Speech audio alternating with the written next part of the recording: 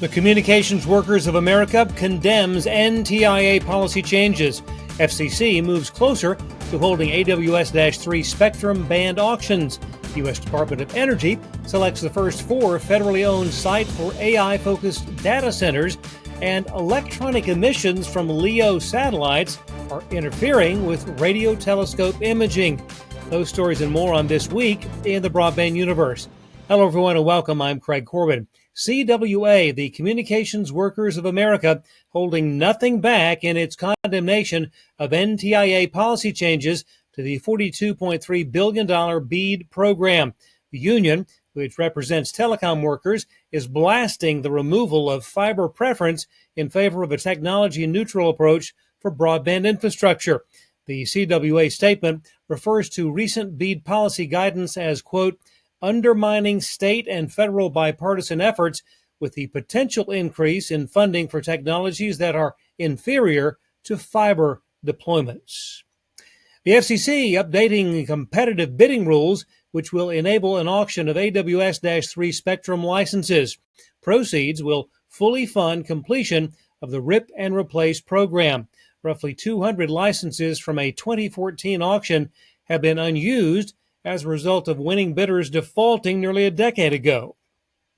Also from the Federal Communications Commission, a new pole attachment order governing communications attachments to utility poles.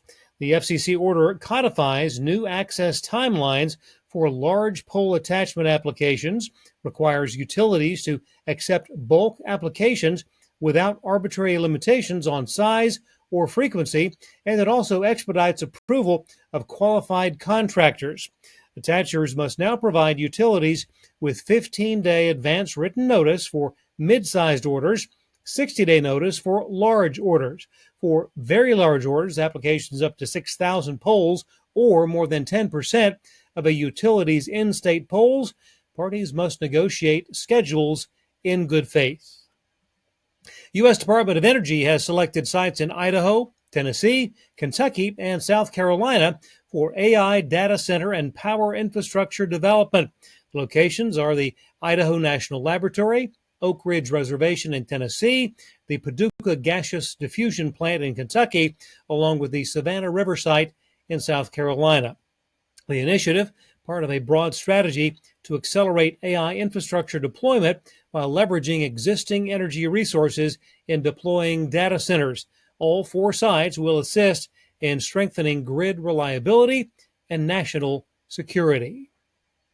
The split of Warner Brothers Discovery, that should happen by the middle of next year, will result in new names for the 2 companies, Warner Brothers and Discovery Global.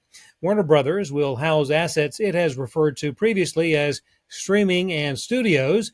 Discovery Global will be comprised of worldwide entertainment, sports, and new brands, including CNN and TNT Sports.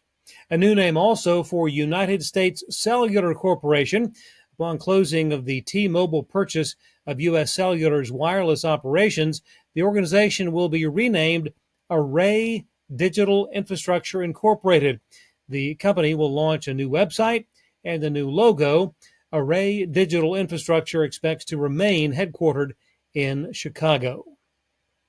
An update on the Q-Link wireless story we told you about last year involving alleged false claims to the FCC's Lifeline program, which provides assistance to low-income consumers with their telecom bills. Q-Link Wireless and its owner, Issa Assad, will pay just more than $110 million to resolve both criminal charges and civil allegations that they violated the False Claims Act to receive approximately $38 million by knowingly submitting fraudulent claims between February 2018 and October of 2019.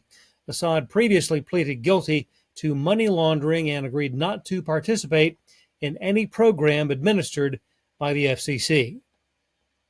Over the next 5 years, the U.S. streaming video market expected to surge 33% to more than $112 billion. That according to the latest PwC Global Entertainment of Media Outlook report. The U.S. total over-the-top market projected to increase at a 5.9% compound annual growth rate through 2029. And finally, analysis of more than 76 million radio telescope images has found that low Earth orbit satellite interference is making a difference in spectrum protected for radio astronomy. No signals are supposed to be present there. Scientists have found that roughly 30% of images in certain data sets were affected.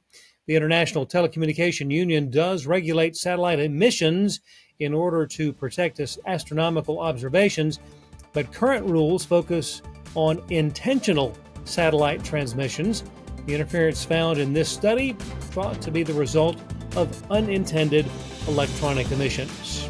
Well, thanks for watching. We'll see you next time on This Week in the Broadband Universe.